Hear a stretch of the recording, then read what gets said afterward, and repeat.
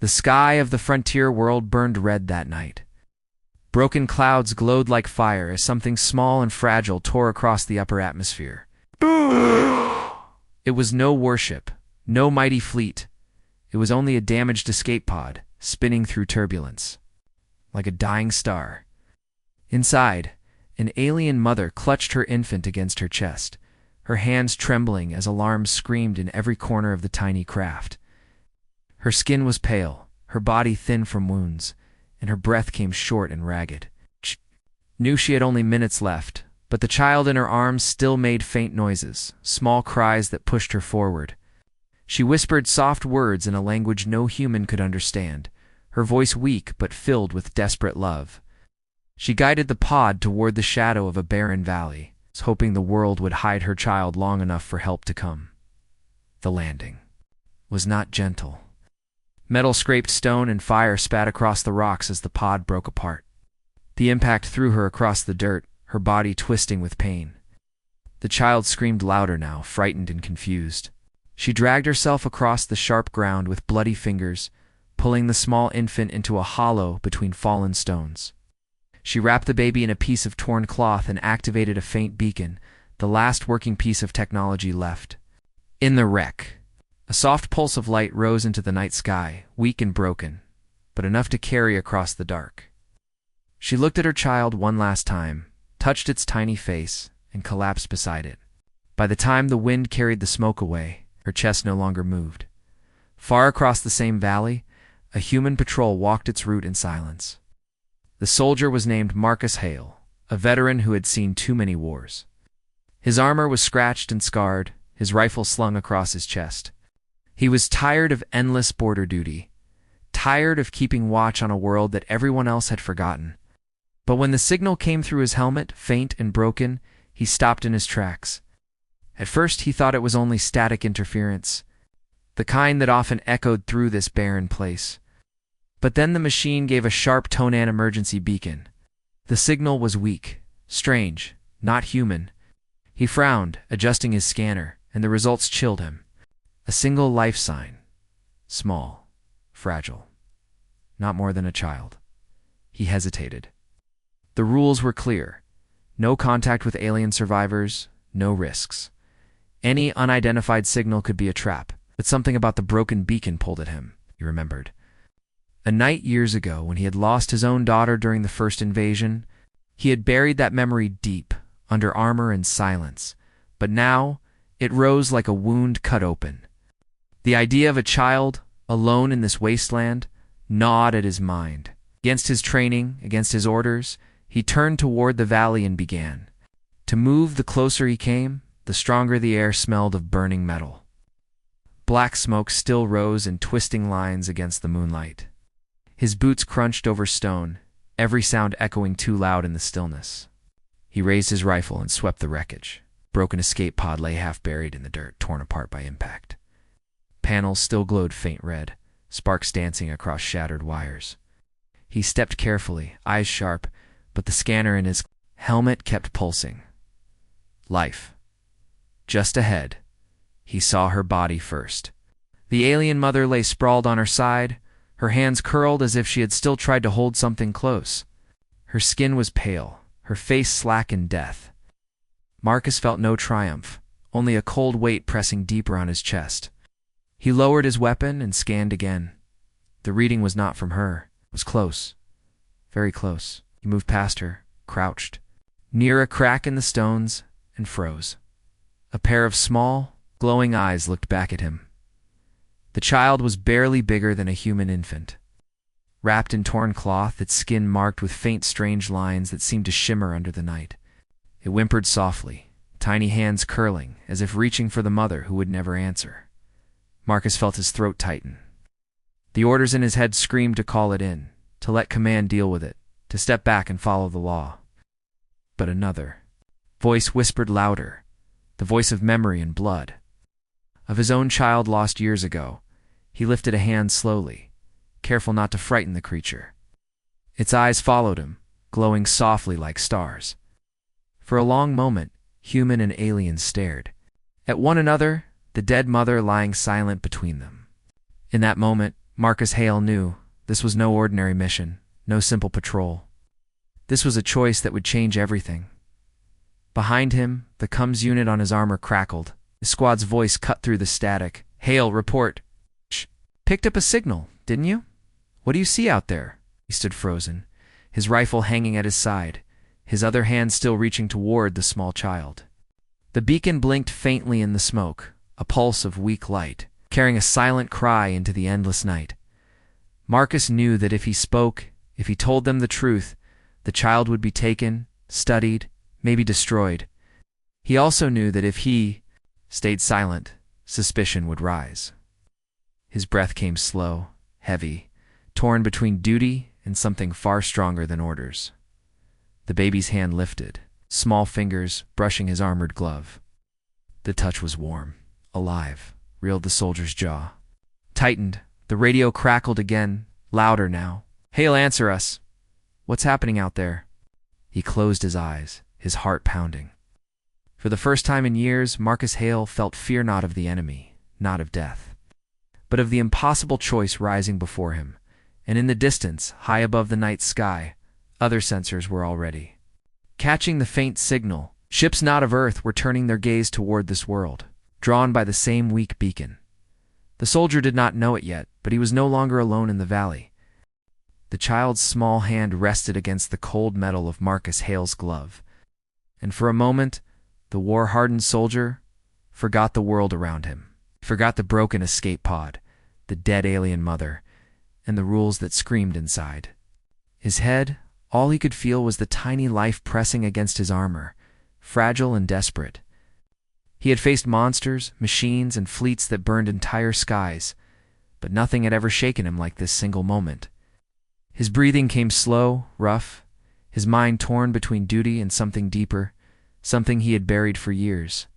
He looked down at the infant again, and the faint glow in its eyes seemed to burn straight through the hard shell of the soldier he had built around himself. The radio in his ear would not stop. Voices from his squad demanded answers, growing sharper with every second. "Hale, report. What do you see?" "We tracked a beacon. You better not be holding out on us." Marcus stared at the child, his finger hovering near the CUM switch. Truth would mean the end. The command would send retrieval drones, maybe even order a clean strike to remove all traces. He had seen it before, lay-in signals wiped out before anyone could ask questions. To them, an alien child was not innocent. It was a potential threat, a possible weapon, or simply another enemy to erase. He clenched his jaw. Memories rising, unbidden, of the night he had lost his own daughter in an evacuation gone wrong, her cries lost in fire and smoke. His body trembled at the thought of handing another child two cold hands that cared nothing for life. He finally pressed the CUM, forcing his voice steady. Negative. Nothing but wreckage. Old beacon tech, already burned out. No life signs. He shut the channel before they could respond, his heart pounding like thunder in his chest. He had just lied to command. That single choice could cost him his rank, his freedom, even his life. He had disobeyed orders before, in small ways, but this was different. This was treason. He should have felt terror. But instead he felt something else, something he had not felt in years. Purpose. Marcus crouched and carefully lifted the child into his arms. It was lighter than he expected, wrapped in the ragged cloth the mother had torn to keep it warm. The infant made soft noises, almost like a hum, and pressed its face against his chest plate. He looked at the dead mother one last time, her body curled as if still trying to shield her child from the world. A lump formed in his throat. He whispered quietly, words no one else could hear. "I'll keep it safe, promise." Then he stood and moved back into the shadows of the valley, every sense alert. The path back to his patrol point felt longer than ever. Every sound seemed sharper, every movement in the dark heavier. He knew his squad would not let the beacon drop so easily. It would come to check the wreckage themselves, and when they found no survivor, they would start asking questions. He needed to move, needed to find a place where the child would be hidden until he could think. He moved quickly across the rocks, the infant tucked inside his cloak, its faint glow masked against his armor. Hours passed before he reached a small abandoned shelter built into the cliffside, an old watchpost left from the first settlers. Decades ago, the power cells were dead, the walls cracked, but it was dry, quiet, and hidden. We set the child down gently on a folded tarp, his hands rough but careful, almost trembling as he touched something so small and alive. He removed his helmet and rubbed his tired eyes, staring at the infant as it shifted and made soft sounds. He could not understand its language, if it even had one yet, but something about the way it looked at him made his chest ache. It was not fear in those glowing eyes, it was trust. The soldier sat down heavily, his rifle resting across his knees. He thought of the consequences. If command found out, they would call him a traitor, lock him away, and the child would vanish into secret labs or worse. His squad was already suspicious. He could still choose to end it, leave the infant here, call in the truth, and walk away. It would be the easier path, he whispered to himself, as if speaking aloud would make the decision clearer. You're not my problem. You're not even human. His voice cracked, softer now, but you're alive, and you're innocent. It's more than most of us can say anymore. The infant made a faint sound, almost like a laugh, though Marcus knew it was only the strange way its throat formed cries. He stared at it for a long time, then exhaled, slow and long. The choice was already made. He would protect it. Whatever. It was whoever it belonged to. This child did not deserve to die. But even as he made the silent vow, the danger outside grew closer. His scanner beeped softly, warning of movement near the valley. The Rex beacon had been weak, but not silent. Someone else had picked it up, and these were not humans. Shadows moved through the night mercenary scouts, their eyes scanning the ground, their weapons glinting under the moons. Marcus knew instantly what they wanted. They were not here for scrap or salvage. They were hunting. He pulled his helmet back on, sealed the cloak around the infant, and lifted his rifle. His pulse quickened, his mind sharpening into the calm of battle. He whispered one last word to the child, almost like a promise before stepping into the dark. Stay quiet. Then he moved to meet the shadows, already knowing this was only the beginning. The night on the frontier world had a silence that was not natural. It was the kind of silence that soldiers felt in their bones, the kind that came before death. Marcus Hale crouched low behind a ridge of rock, the alien child wrapped tightly. In his cloak against his chest, he could hear the faint hum of scanners sweeping the ground, the click of boots across stone. Shapes moved through the valley mercenaries, hunters from another world.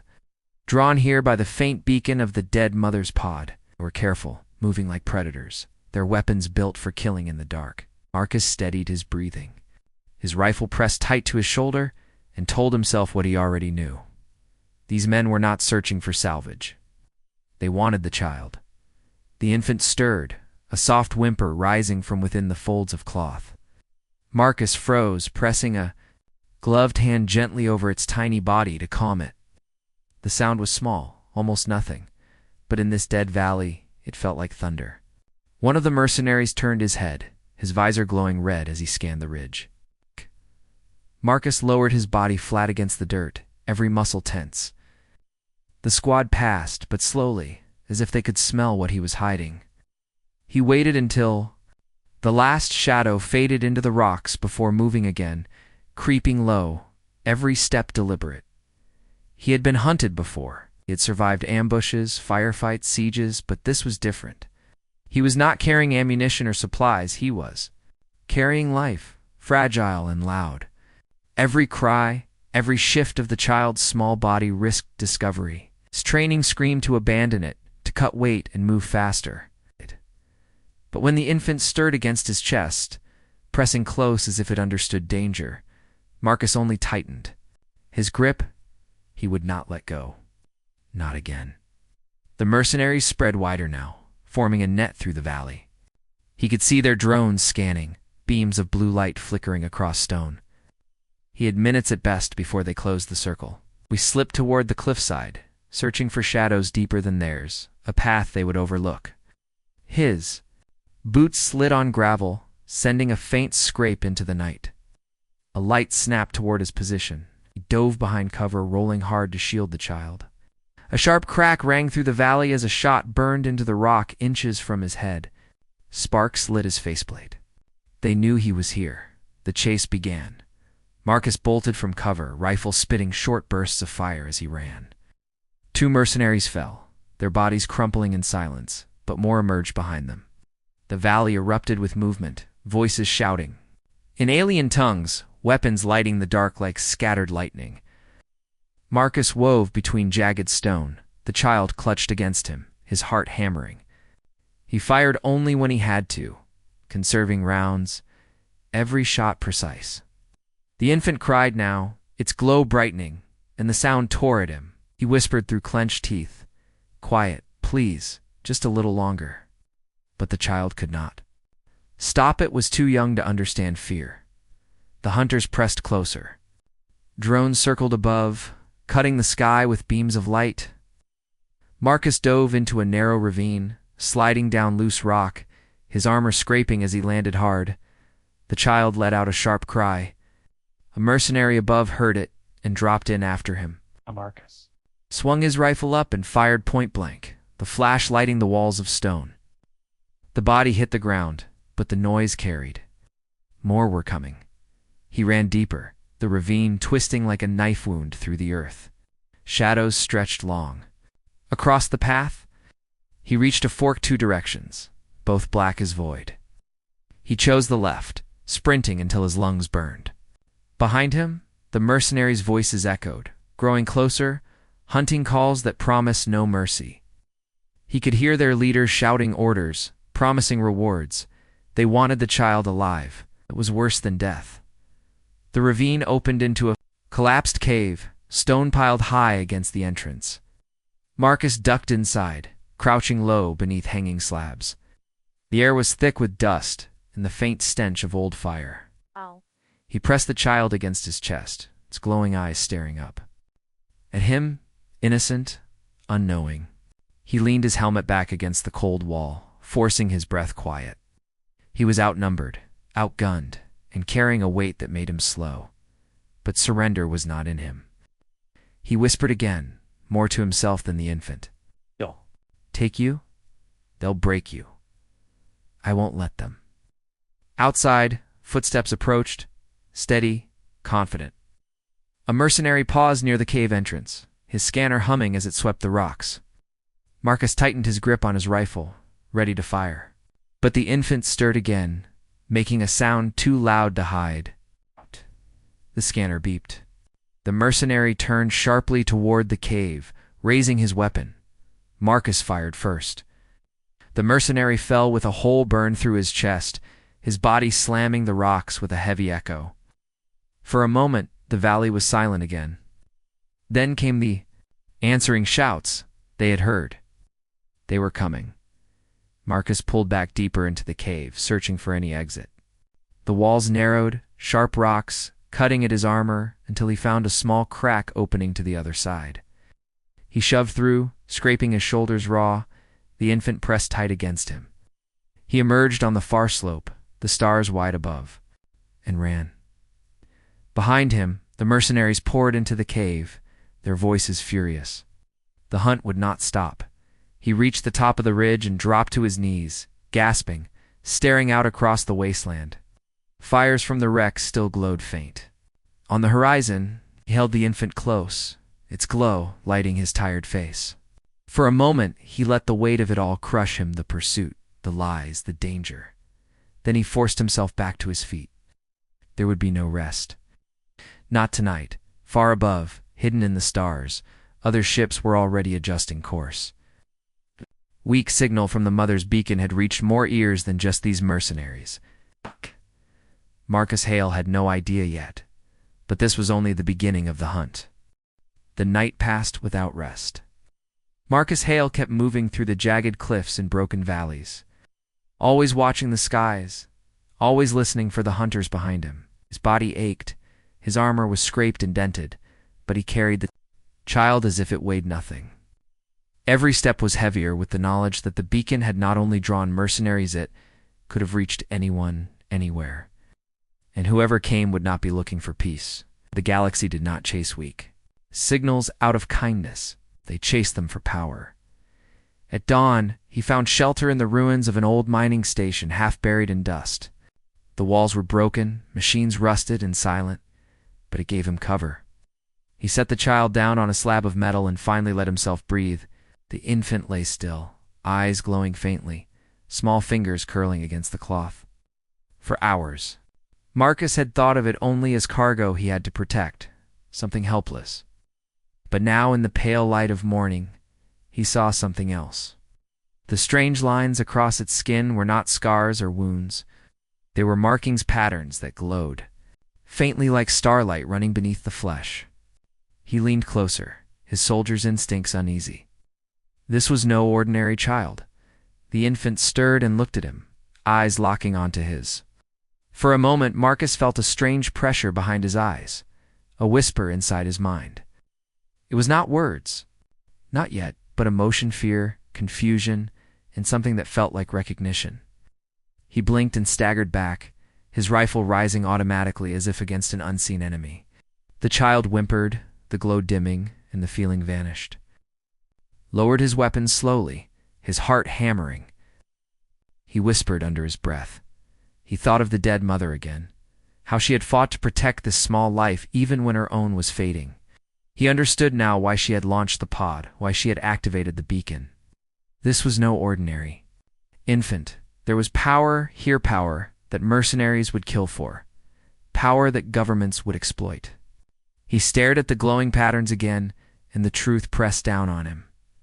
This child was not just rare, it was valuable, maybe even dangerous.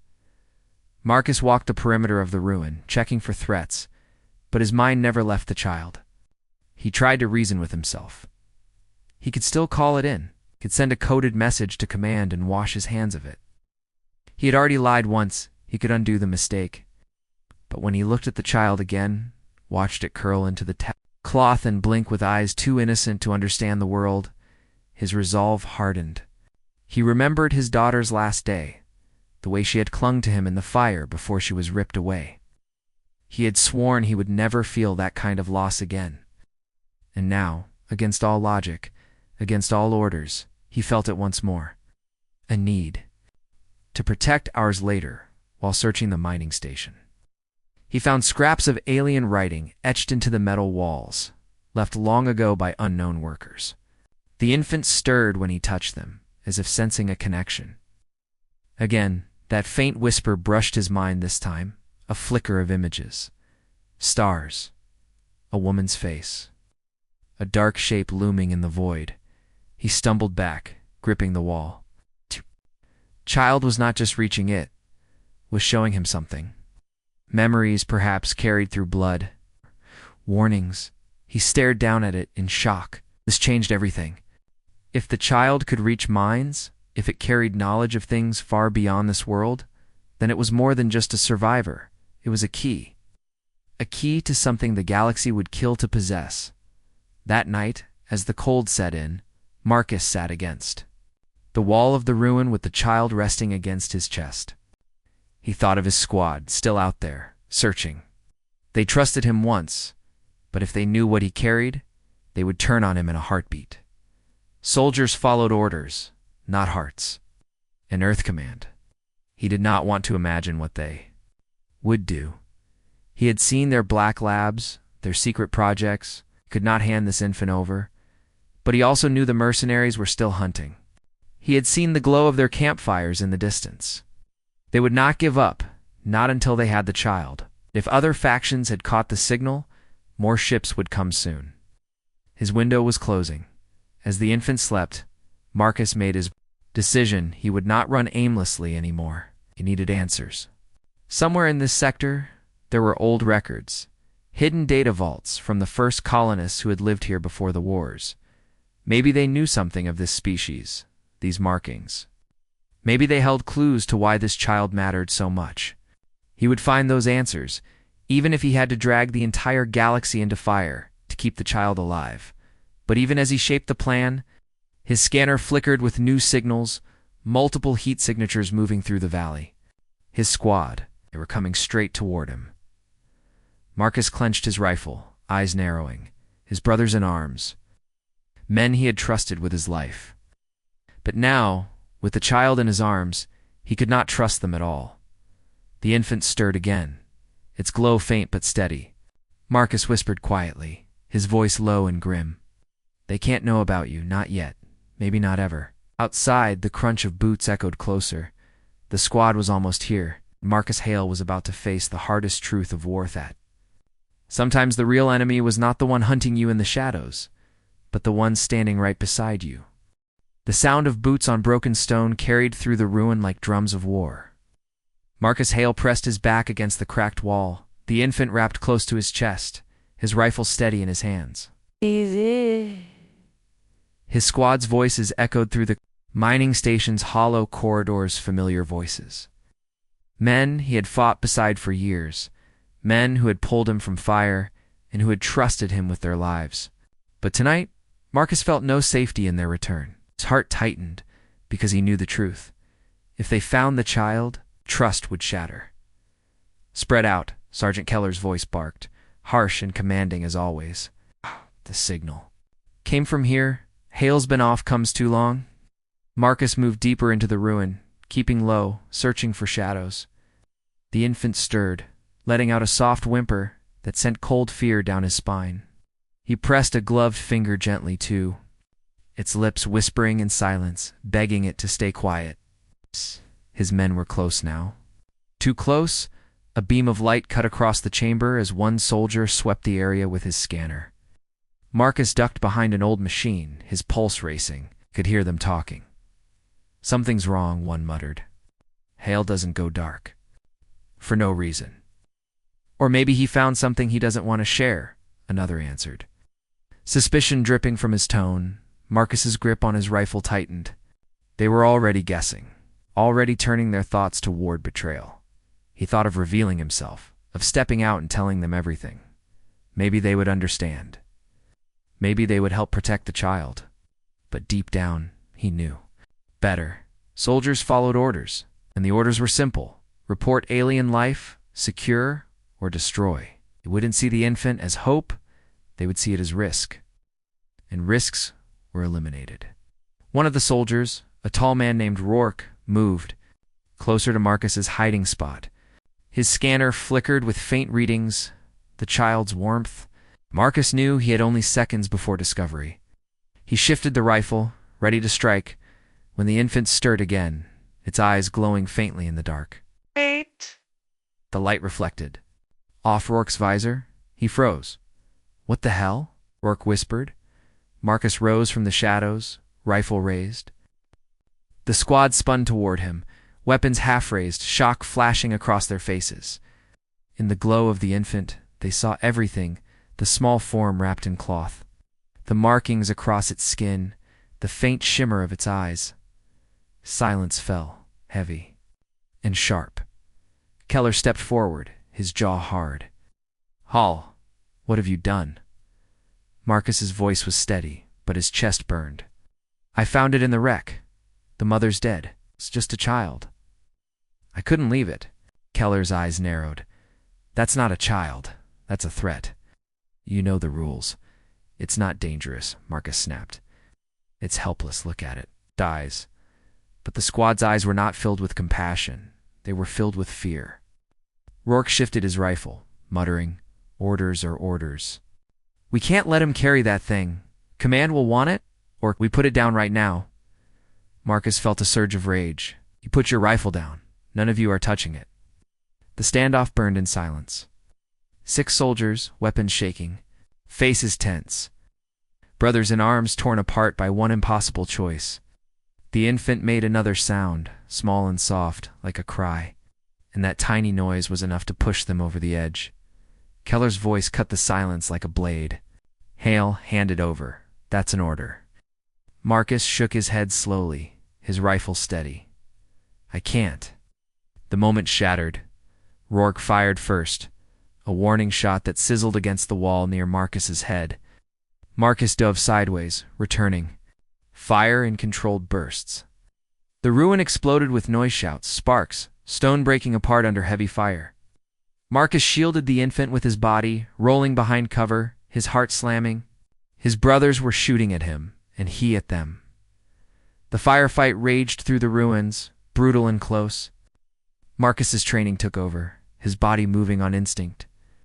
He dropped one soldier with a burst to the leg, another with a shot that cracked against his shoulder plate. But he aimed to wound, not kill. These were still his men he had shared blood and fire with. He didn't want their deaths. He only wanted them to stop. But not all of them hesitated. One soldier, eyes burning with fear, rushed forward with a blade, shouting, "It's a monster." Marcus spun, slamming the butt of his rifle into the man's face. He fell, groaning, blood spilling. In the chaos, the infant began to glow brighter, its eyes flooding the ruin with pale light. Moment the fighting stopped as everyone stared. Marcus felt it again, a pressure in his mind, a whisper not his own. Images flashed through his head, the dead mother's last moments. Stars twisting in patterns he didn't understand, a looming darkness spreading across systems. His knees buckled under the force, but he held on, clutching the child. His squad staggered, some clutching their heads, shouting in confusion. One screamed, "It's in my mind," and opened fire blindly. The ruins shook with explosions. Marcus pushed through the smoke, blasting another path clear, and sprinted toward the exit. The squad's voices chased him, some filled with anger, some with fear, some with betrayal. He'd made his choice, and the line was drawn. By the time Marcus reached the valley outside, the sky was bleeding red with the setting sun. The infant lay quiet against him again, its glow fading. He stumbled across the rocks, his chest heaving, knowing there was no turning back. His squad would hunt him now, just as the mercenaries did. He whispered to the child as he moved into the shadows, his voice raw. "You've made me an enemy to my own. I hope to hell you're worth it." Above him, the stars shimmered. Somewhere out there, more ships were coming. And Marcus Hale, once a soldier of Earth, was now a fugitive with the most valuable and dangerous child in the galaxy. The valley was silent except for the crunch of Marcus Hale's boots against the stone. Auskull the infant rested against his chest, wrapped tight, its faint glow pulsing like a dying star. His body ached from wounds he hadn't even counted, and his breath burned like fire in his lungs. Every step forward felt heavier than the last. But he kept moving, because stopping meant death for him, and for the child he had sworn to protect. The mountains loomed ahead, jagged black silhouettes against the star-streaked sky. Somewhere beyond them, an old emergency beacon tower still stood, half buried in the rubble of forgotten wars. If Marcus could reach it, he could send a signal to anyone willing to listen. But he knew the truth. Every signal also meant a target. The mercenaries, the slavers. Maybe even his own squad, they would all come. He climbed through the rocks until he saw it at last, the beacon. Its tower leaned like a broken spear, lights flickering weakly across its frame. For a moment, Marcus almost laughed. It was useless. Half dead, a relic. But it was all he had. He set the child down gently on the stone beside him, scanning the horizon. The air was too still, too quiet. He knew what that meant. They were already here. The first shot cracked across the valley, hitting the towers. Sighed and throwing sparks, Marcus rolled for cover, rifle up, eyes searching the shadows. Figures emerged from the rocks, mercenaries in jagged armor, their visors glowing red. At least a dozen. Behind them, heavier shapes gun drones, metal claws, digging into the dirt. "Drop the weapon, soldier." One of them shouted through a voice amplifier.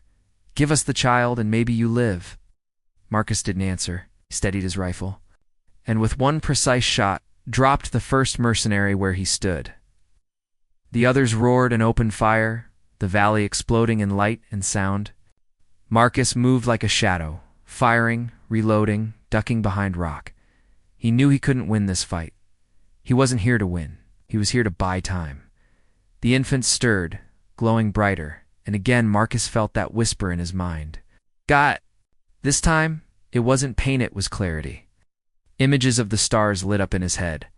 The child wasn't just surviving. It was calling, summoning something out there in the dark. He realized then what the beacon was for. Not just to signal humans, not just to call help, but to amplify whatever the child was trying to send. Marcus ran through the firestorm, bullets sparking off the rocks around him, and slammed his hand onto the beacon's manual controls. Sparks leaped as the ancient machine groaned to life. Low hum shook the air, mixing with the infant's glow until the valley itself seemed to vibrate. The mercenaries shouted in panic. "Shut it down! Kill him!" Marcus fought like a man possessed.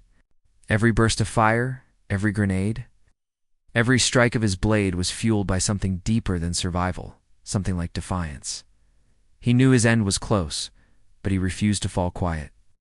The infant's glow grew blinding, and above the sky began to ripple with strange light. Then came another voice, a voice he knew all too well. "Hail." "Stand down!" Marcus turned. His squad was there, led by Sergeant Keller, weapons drawn, armor scorched from their earlier fight to track him. They had followed him into hell itself. And now they stood across from him, caught between duty and the chaos around them. "You're finished," Keller growled, eyes flicking to the child. "Hand it over before everything burns." Marcus's voice was raw, shaking but fierce. "Look at it, Keller. Look at the sky. It's not just some alien brat. It's calling something bigger than us. If we kill it now, maybe we survive another day. But if we protect it, maybe we change everything." The squad hesitated, torn. Mercenaries closed in from behind, weapons firing. Gunfire filled the valley again. Marcus's squad was forced to fight beside him, their loyalty tested not by orders but by survival. The air turned into a storm of fire and screams, the night sky blazing with the glow of battle. The beacon's hum grew louder, and then with a sound like the tearing of worlds, the sky ripped open. A ship appeared, not human, not mercenary. Sleek, massive, its hull glowing with the same light as the infant's eyes. Its arrival shook the valley, throwing soldiers and mercenaries alike to the ground. From its underside, beams of energy descended, disintegrating drones and scattering enemies in seconds. The mercenaries broke and fled, shouting in terror. Marcus stood shaking, staring at the ship. It wasn't just powerful, it was ancient, something far beyond Earth or any warlord's fleet. The infant glowed so bright it was almost painful to look at. Marcus shielded his eyes as a beam of light extended from the ship, touching the ground near the child. The glow wrapped around it, lifting the infant slowly into the air. Marcus's heart wrenched as he reached out, his voice breaking. "Wait, don't take it. Don't." But then the glow paused. The infant floated just above him, and for one last moment its eyes locked onto his. The pressure in Marcus's mind returned, but softer this time. Not images, not pain, just a single feeling. Gratitude. And then it was gone. Drawn into the ship, swallowed by the light, the ship rose, the night sky tearing wider, then closed again in silence. Leaving only smoke and broken stone behind, Marcus fell to his knees, his rifle slipping from his hands. His squad stood behind him, silent, staring at the stars where the ship had vanished. None of them spoke. Keller finally broke the silence, his voice low. "So, what now?" Marcus breathed hard, his chest heavy. "Now, we wait, because whatever that child was, it's not the end, it's the beginning, and we just made Earth part of it." The wind howled through the valley. Above them, the stars burned colder than ever, holding secrets Marcus knew would not stay hidden for long. He had lost his brothers. He had broken every order. But he had protected something more important than rules or survival. As he stood under that endless sky, Marcus Hale understood the truth. He hadn't saved the child. The child had saved them all.